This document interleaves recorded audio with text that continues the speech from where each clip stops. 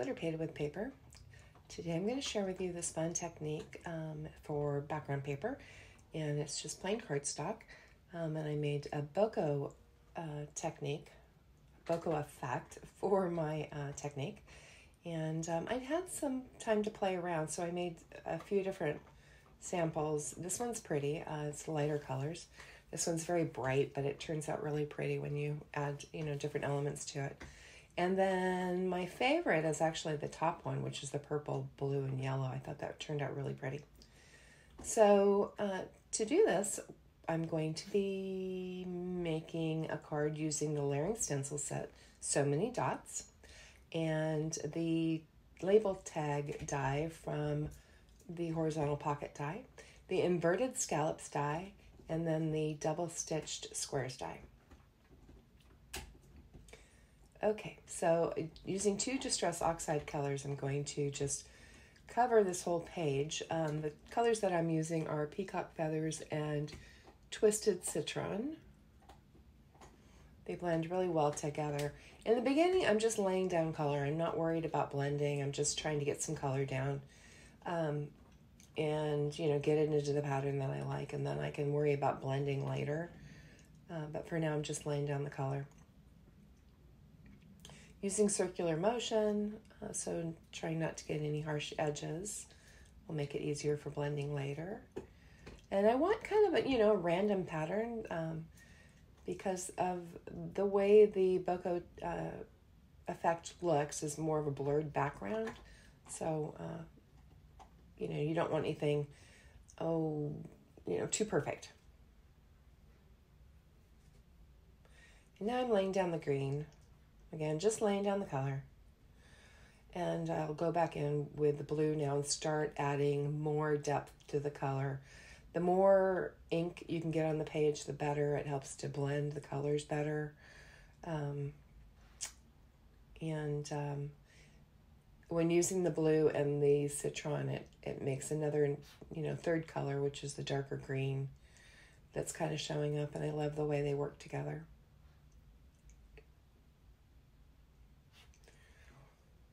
Okay, I think that looks good. Do a little cleanup and I'll be right back.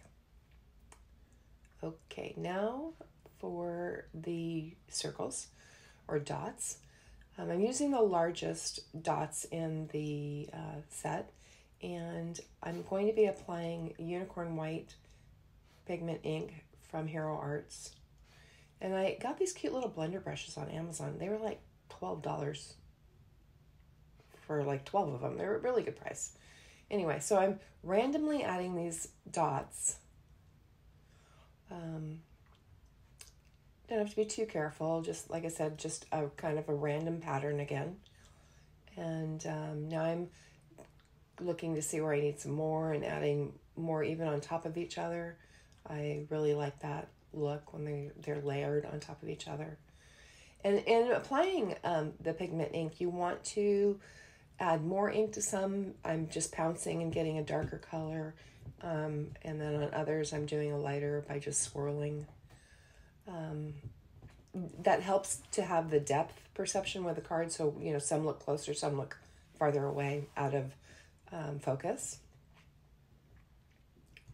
And I think that's it. Oh, now we're going to do the smaller circles. I can see through the stencil, so I know where to add these circles or dots. Are they circles or dots? What's the difference? Okay. See how that looks. Do I need more? Sure, I need more. Is that the last one? Okay, last one. Put all of this away.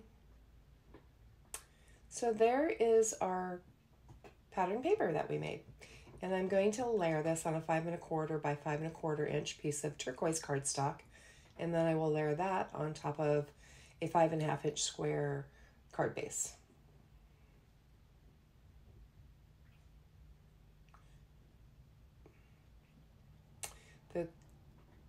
I'm using liquid adhesive to add these together.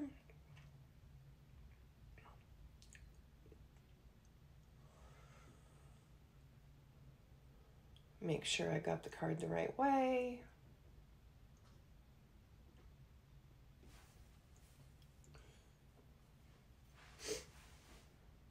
That liquid adhesive works well for me.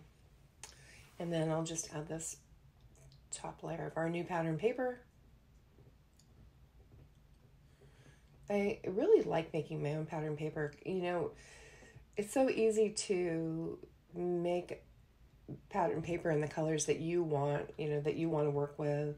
And it's always fun to give a technique a try.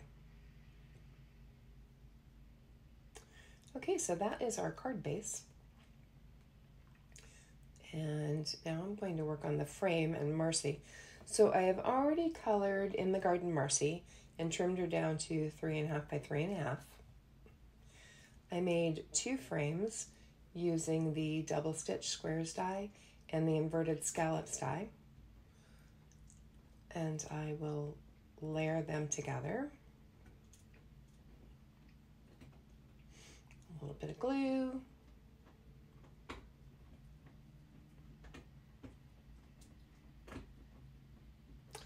Can you hear my dog chewing on a bone in the background? I'm sorry about that. It's like nearly impossible to get quiet time. And I don't even know any kids. It's just dogs and cats.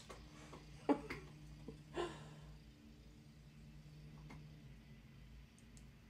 a little bit more glue down here.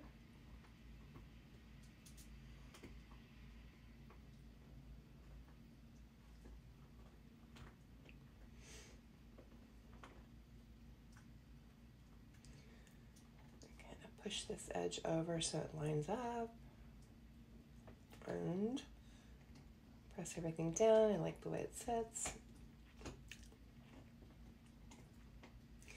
And at this point, I couldn't quite decide if I wanted to pop up just the frame on the colored Marci image or if I wanted to pop everything up together. And in the end, I decided that I would add foam to the back of the frame and Marci together when I put it on the card. So now I'm just adhering the frame to my image and centering it in the frame.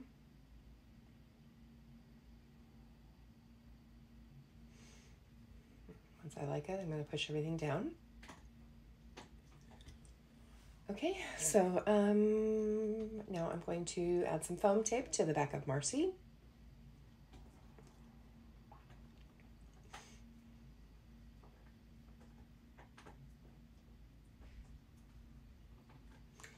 Add 4 pieces so there's no buckling in the center of the image.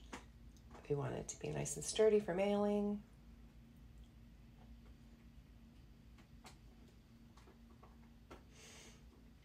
And I'm going to use more liquid adhesive to the foam tape because foam tape is super sticky and it's too sticky for me because I make mistakes. I never lay it down right the first time. So the liquid adhesive gives me, you know, time to kind of move it around and get it placed where I need it to be and straight and, you know, all of that.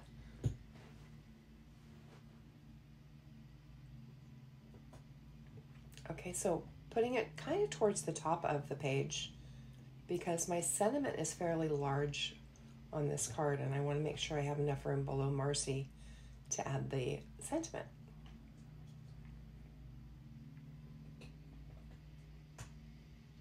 Okay, so I have stamped my sentiment, and that is the sentiment that's included in the Garden Marci set. And then I'm going to use the larger label die from the horizontal pocket die set. And I went ahead and cut that out. And using foam tape at the bottom, because the frame is already popped up with foam tape, so I don't want it to be uneven. So I'm going to add the foam tape just to the bottom of the sentiment. See if that's enough, and it is. So I will add that.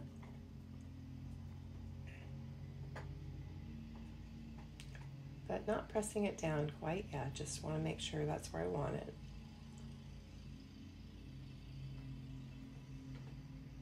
And just a light press on that.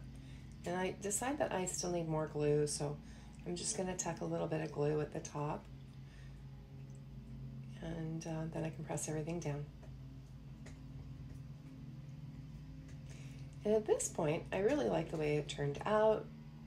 I think this would make a super perfect Mother's Day card. So now I'm adding some gemstones, and I have a few different ones to choose from here, so I couldn't quite decide what I thought worked.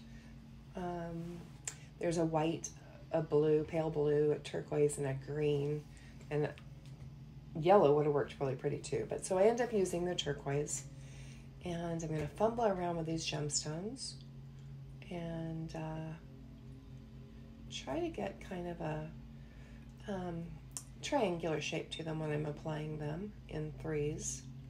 And then I decide to do kind of the opposite on the other side. And I'll go ahead and add the glue. And I'm using, glitter art glue with a fine tip applicator, which is good for me. And then if you're a klutz like me, it gives you a little bit of time to kind of get it down right. And it dries clear, so I don't have to worry about that. And that is pretty much everything, I think.